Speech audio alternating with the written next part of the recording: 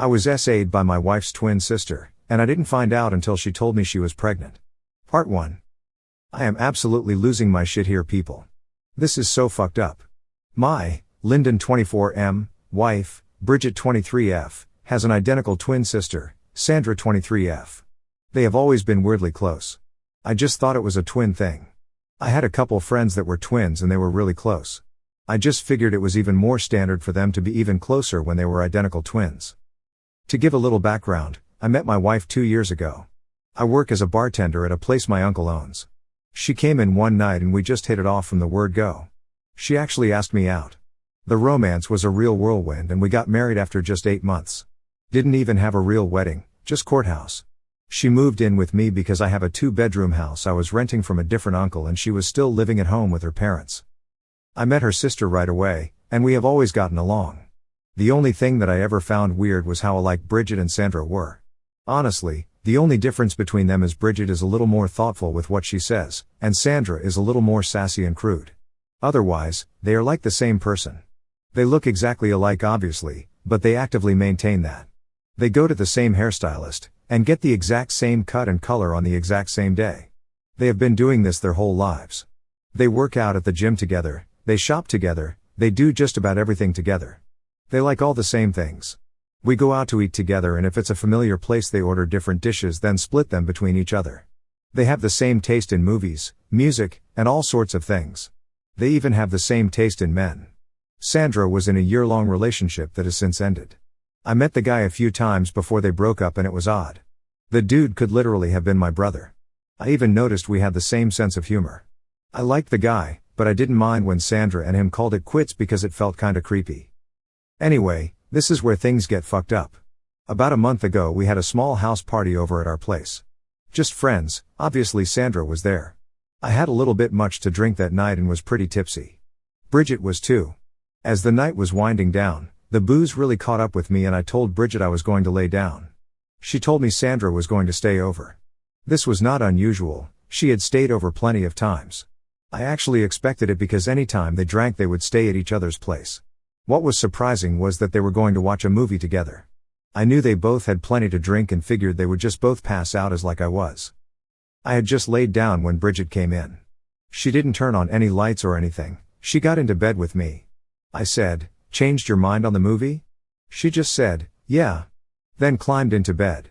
I noticed she had stripped all the way down, and that got me excited. I rolled into her and she just started stroking me.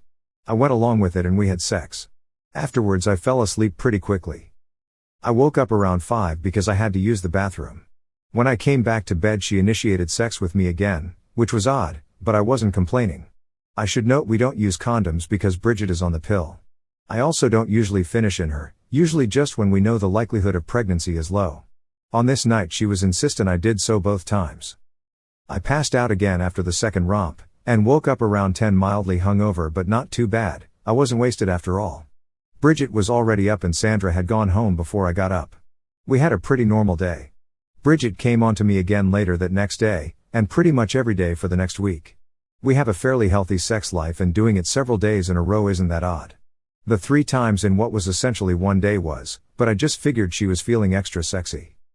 This leads me to what happened earlier today. Sandra called me and asked if I could come over and help her with something. Her and one of their good friends from high school just got an apartment together. She told me she needed a few shelves hung, but when I got there she told me she lied about that. Sandra then pulls out a pregnancy test and hands it to me. It's positive. I shake my head a little bit and say, "Congrats, I don't know what to say, have you told Bridget because she didn't say anything to me?" I thought it was strange that she lied to get me over to show me this, I assumed she was wanting to surprise tell Bridget and wanted my help. She said, "No, I haven't told her yet, I needed to tell you first." I looked at her and said, "Why would you need to tell me first?" She looked at me with big eyes and said, "Because you're the father, from the 2 times at the party." My chest started pounding. I stared at her for a long minute and said, "What?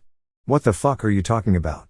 She looked at me and said, "What do you mean, you had sex with me twice at that party, don't play dumb now." I exploded, I thought that was Bridget. Why the fuck would you do this?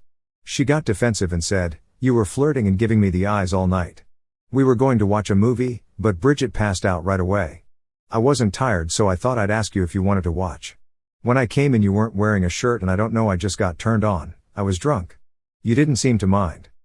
I couldn't believe what I was hearing. I was not flirting with you. What the fuck possibly made you think that? She said. I don't know, just seemed like you were, and then I got in bed with you and you had your dick in me in less than 2 minutes, then fucked me again in the morning. Seemed like you wanted me. I felt like I was going to hyperventilate. I just said, I'm out of here, I want a paternity test, I don't believe you, and I'm telling Bridget what you did, you have fucked up everything. At that point I stormed out of her apartment and headed straight home. I came into our house pretty upset and was about to spill it all to Bridget. She was way too excited though, and it gave me just a moment's pause. She said she had something super exciting to tell me. I kind of froze. I didn't want to ruin her big news, and didn't really want to tell her what just happened. I knew I had to, and would, but I welcomed at least the slight delay in the inevitable. I said, go ahead babe, what's up? She sat me down on the couch, and looked at me with these big bright radiant eyes. Then she handed me a positive pregnancy test and said, you're going to be a daddy. I totally chickened out of telling her about Sandra, and did my best to feign excitement. I am excited about this, but I can't with Sandra. She has lost her mind. I'm going to tell Bridget everything tomorrow, I just want her to have this day. After that I don't know what I'm going to do. Part 2. The past 2 days have been incredibly hard. Yesterday I told Bridget what Sandra did to me. She seemed upset, but not to the degree I would have thought. She immediately called Sandra. I was trying to be supportive and followed her, but she told me to give her space. She went into our bedroom and locked the door. After about 40 minutes she came out and told me she forgave me. Forgave me? I stood there dumbfounded by that. What do you mean you forgive me? She tricked me into sleeping with her by pretending to be you. She basically raped me. Bridget got this disgusted look on her face and said, I can't believe you would use that word, you were not raped. Sandra told me what happened. I remember you flirting with her most of the night, so I can't say this is totally her fault. You were there too. I was absolutely livid at this point. I was not flirting with her. I feel like I'm going insane. What is wrong with you? How can you be okay with her doing this? Bridget responded, I'm a little hurt, but she has apologized to me. She's my sister. It's a little bit my fault. I may have shared too much during girl talk. She was worked up and apparently you were too. I'd just like to forgive you both and move on. I don't think harping on this is good for my health or my sister's. You are about to be a father for both of us and we're going to need you to be there. I told her, I am not the father of Sandra's child, this is asinine, I can't believe you are taking her side. I will never be that kid's parent, she took advantage of me, and now you want me to just put it in the past? Forgive and forget, I can't do that, I will not let this go. She escalated and we got into a huge fight until she told me she felt weak and needed a break. She said I was going to cause her to miscarry. We spent the rest of the day not speaking to each other. This morning I woke up and the whole thing has been weighing on me heavily. I'm not okay with being used like this. I despise cheaters, and my wife's attitude that this is somehow my fault has me considering divorce. I decided to file a police report and press charges this morning. That was just as frustrating as everything else. As I told the officer what occurred, I could tell he was not taking me seriously. He even made some comments that implied that I was not assaulted, that I should be thankful, and that this will never stick. He told me another officer would be in touch shortly to follow up. When I got back home Sandra was over and the two of them tried to ambush me. They kept telling me that we all needed to talk this out and come up with a plan for the babies. I just shook my head, turned around and went back out the door. I can't believe Bridget would be okay having her over at all. I went to my uncle's bar and grill. I've been hanging out here for the past couple hours, my shift starts soon. I am really hoping they don't try to come talk to me here at work. I think all this has been enough for me, and I need to figure out how to separate from Bridget. I can't believe all this is happening. Part 3.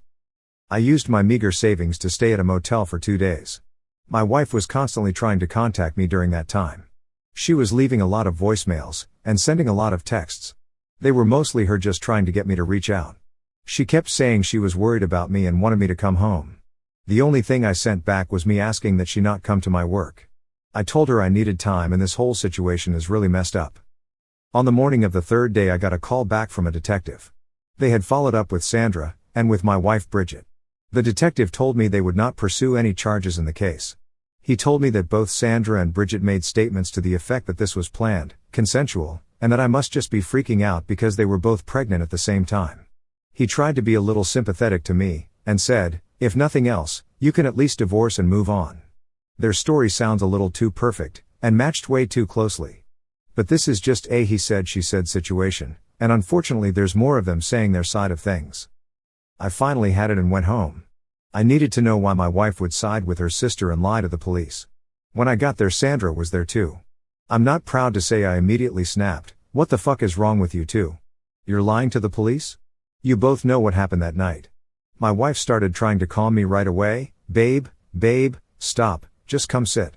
I was not calming at all. "No, I want her gone, and I want her gone now," Bridget said. "She's not going anywhere. This is what we wanted." I just stopped. I stood there, I felt unable to move. I had this long pause of processing and finally replied, "You wanted this to happen. Why would you want this?"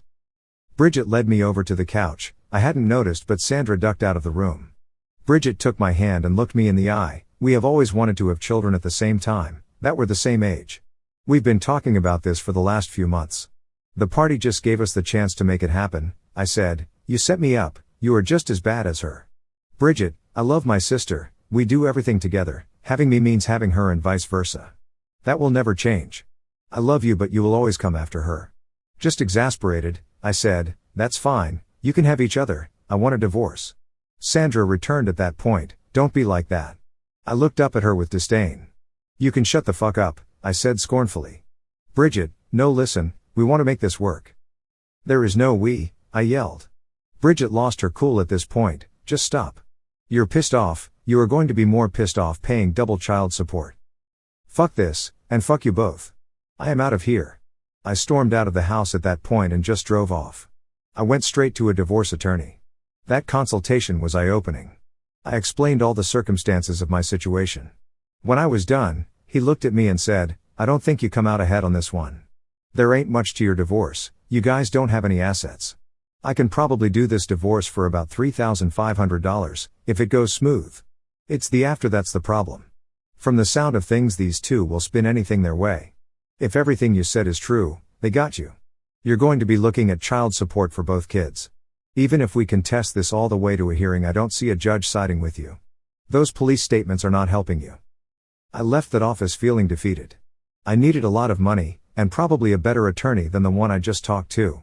I decided to talk to my uncles and see if they could help me. I've met with both of them over the past few days. Neither of them was any more reassuring. They both just made jokes about ménage à trois and told me I should suck it up. When I said to one of them that Sandra sexually assaulted me, he said, "What, are you a gay? Don't be such a pussy, every man I know would love to be able to say they fucked twins." Having exhausted every avenue, my last-ditch effort was to call my dad. I was hoping that just one more time in my life he would act like a dad. I hadn't gotten that from him since my mom died 10 years ago, but I was hoping just this once he would. I was again disappointed. With my head down, I went back to my house. Bridget and Sandra were both there. I told them I would listen. The conversation was just them tag-teaming me with their grand plan. The main piece being that we move Sandra into our house. It's a 2-bedroom house. That's 3 adults with 2 newborns on the way. They kept saying this was just temporary, that with 3 incomes we would be able to get a new bigger place soon. Then they tried to lay out all these benefits for me. 3 parents means more time for ourselves, having all of my kids under the same roof, no child support, no custody nonsense, just a loving home. This devolved as they spat their sales pitch to the point they were just planning decorating for the house, and what types of baby supplies we would need.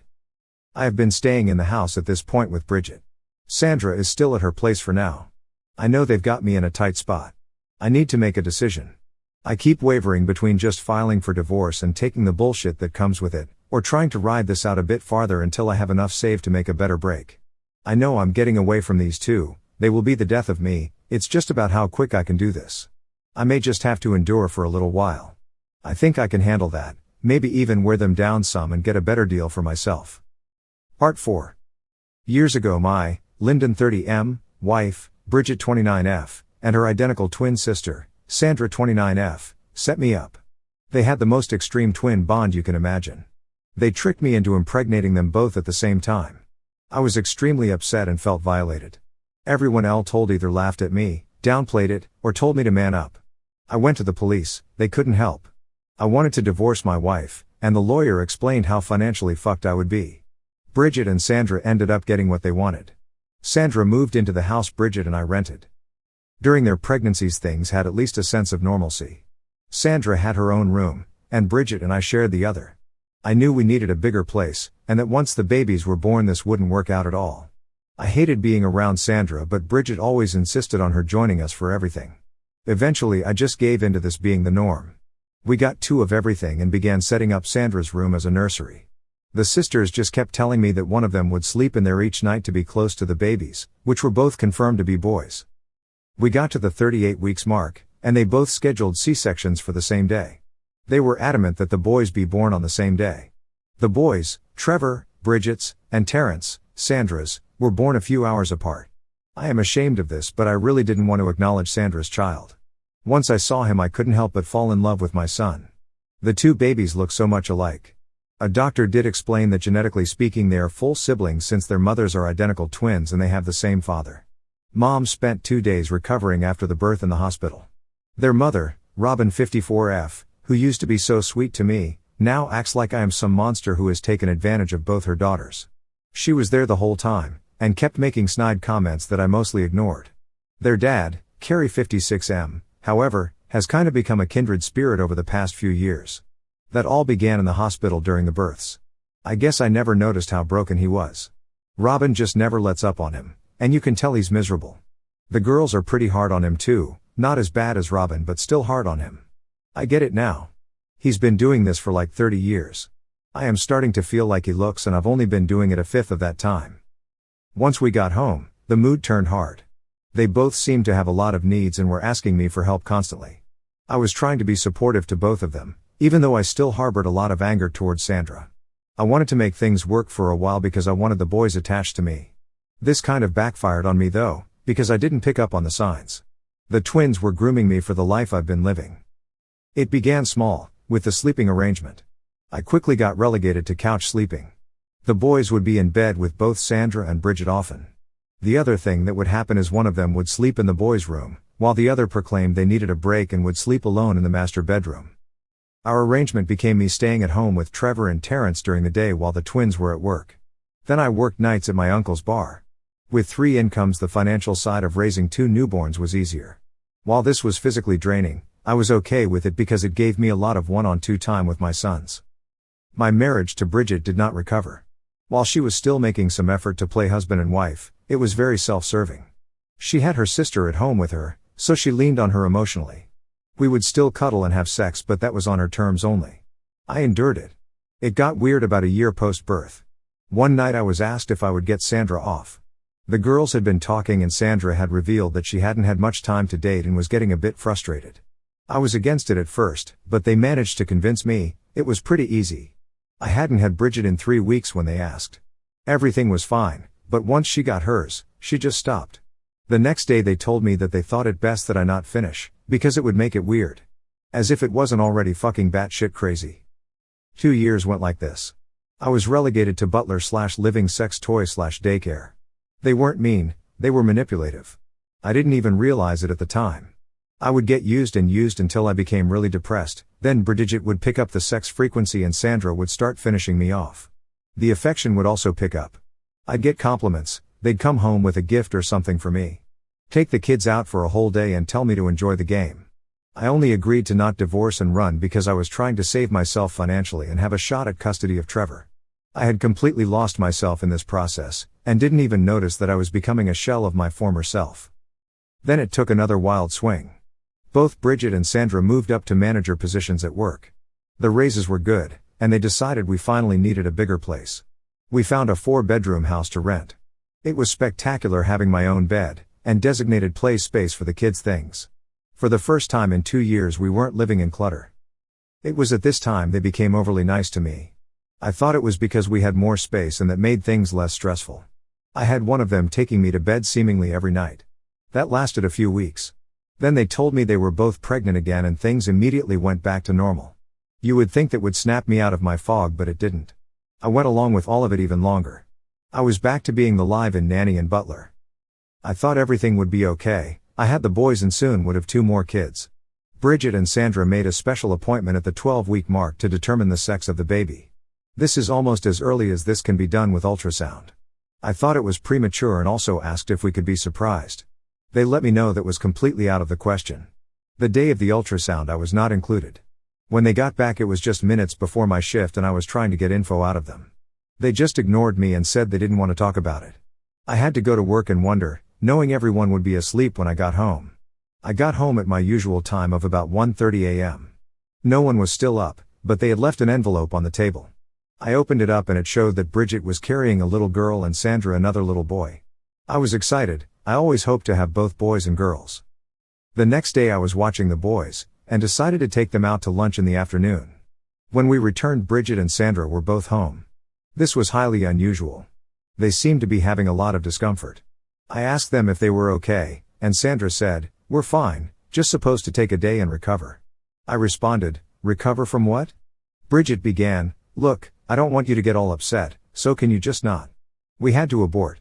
With a quivering voice I said, "What?" Sandra said, "They weren't the same sex, they couldn't be identical twins." Bridget finished, "We will try again next month. Now please, don't make a big deal, we're both really uncomfortable." My heart fell out of me. I could not believe they would do this. I wanted to scream, no, I wanted to beat them senseless. I instead went into my room. I let the emotion, and I felt the fog lift. It was weird, it felt like a literal fog had been removed from inside my head and in front of my eyes. I for the first time in years was seeing clearly. The way I was treated, used, manipulated. The way I didn't matter to them. I vowed that day to get vengeance for what they had done. It's taken years of work, and planning, but I finally pulled it off. I'm finally rid of them, and served those bitches a big dose of karma. Part 5. After Bridget and Sandra terminated their pregnancies because they weren't the same sex, I decided I had reached my limit. No amount of financial burden was too much for them to receive some form of retribution. In the days that followed I did confront them about this and they stuck to the idea that it wasn't a big deal, and that we could all just try again next month. I secretly scheduled a vasectomy consultation for the following week. My appointment was 9 days later. I hired an Uber driver to bring me home. When the twins asked me what was wrong, I told them I pulled something working out. That was step 1, now they couldn't hurt me again. Step 2 was to turn on super dad mode. Bridget and Sandra both got raises when they became managers. These were pretty good size raises, which mostly went towards the new rental. This whole time I had been working Tuesday to Saturday nights at my uncle's bar. They always complained that they didn't get to go out anymore. Which wasn't true, they did, just not together as much, or hardly ever really. One would stay home with the kids while the other went out. I proposed that I switch to part-time. Only working Friday and Saturday nights. Then I could stay at home with the kids more and they could go out together some. Thursdays are ladies' nights at a lot of local places. They liked the sound of it, and when I showed them we could afford it, especially since I was keeping the 2 nights that brought in 75% of my income, they agreed. Now I was really the primary caregiver to both kids. Spending every day and 5 nights a week directly raising Trevor and Terrence. The twins took the newfound freedom and ran with it. I kept a log of all their nights out, including receipts and bank statements. I let this roll for a whole year. About 6 months into this, they decided it was time to try and get pregnant. Obviously it never worked. They didn't know I was shooting blanks now. I knew eventually they would grow frustrated. It took 6 months for them to just really snap at me. I knew it was time. My last act of vengeance was to drive them apart. While Sandra was allowed to use me for sex, we never had an affectionate relationship. Bridget did still make some effort at actual intimacy. It was one-sided, but she did like to be cuddled and still talk to me about her life. I knew if that dynamic changed she would come unglued. I began to ignore Bridget, while simultaneously focusing my attention on Sandra. Sandra was definitely not receptive initially, but I persisted. No matter what she did, I made a big deal out of it. If she brought dinner home, I made it seem like it was exactly what I needed and she was the most generous of women. If Bridget did the same thing, I didn't praise anything, and usually made up at least one complaint. I absolutely refused to tend to any of Bridget's needs. No more cuddling, no more listening to her talk. If Sandra needed something, no matter how frivolous, I jumped to it. Over the months I could see it all taking a toll on Bridget. At the same time, with all the undivided attention, Sandra began to soften to me. Bridget took notice and I began to see the tension between them grow. That led to maybe the most fucked up thing I pulled. I got a Viagra prescription. It wasn't hard, I just lied to my doctor about having trouble. I had lost all feelings for Bridget, and she really kind of disgusted me, they both did, but the plan was more important than my tastes. It wasn't difficult to start having trouble in the sex department with Bridget. No matter what she tried to get me going, I would just think about all the pain she had caused. From her perspective, she just couldn't get me aroused anymore. To pour salt into the wounds, whenever Sandra needed that itch scratched, I would pop a Viagra and be absolutely maxed out since I didn't actually need it. Their relationship strained more and more as I played favorites with Sandra. I began to see them argue, which never happened before. When Bridget changed her hair color to not match Sandra's, I knew I had won. With all the praise Sandra was getting at home, she was staying in more often. Bridget meanwhile was going out more often. I figured it was only a matter of time before she began to cheat. I tried to keep a close eye on how she was acting, looking for all the cliché signs. Eventually she started working late, and spending huge amounts of time on her phone, which she hid otherwise. Then I dropped the bomb on her. I asked for divorce, but that we keep our current situation. I said, I think it best if we divorce. I love you but I'm not in love with you. I'd think it best if we kept everything the same, but I was married to Sandra instead. She lost her fucking mind. She was screaming and yelling at me non-stop. Eventually Sandra came in to see what was going on. Bridget turned her attention towards her sister immediately. I had never seen either of them like this. Sandra looked completely bewildered, because while she enjoyed my attention, it was largely on a subconscious level. I played it up, stating I only loved Sandra. Sandra looked at me like WTF. Before she could say anything though, Bridget clocked her right in the mouth, knocked out a tooth, and sent blood spatter flying across the room. Sandra, enraged, lunged back at her. It was a full-on fight. I called the police at that point. They ended up taking them both to the ER then arresting them. Bridget's nose was broken, both had bruises and cuts, it was crazy. With her phone left behind, I collected any evidence of infidelity on Bridget's phone, and any evidence of our pseudo-throuple. I didn't want Bridget coming back saying I was a cheater too. They were both bailed out by their parents the following morning. I found it hilarious that they had to stay the night in jail. That same week I filed for divorce from Bridget. We went all in on the demands. I asked for spousal support and full custody of Trevor. At the same time we filed for full custody and child support of Terrence as well. The months since have been hard, mostly just dealings with legal stuff. I did find my own place pretty quick, and landed a decent daytime job at a lumber company. Both of them fought me pretty hard, but not being a united front hurt Bridget and Sandra. In the end I was awarded primary custody and child support from both of them. I did not get spousal support from Bridget, but that's no big loss. I'm really excited for what the future holds. Still embarrassed about my past, but I have come away with a newfound sense of self. Sky's the limit from here.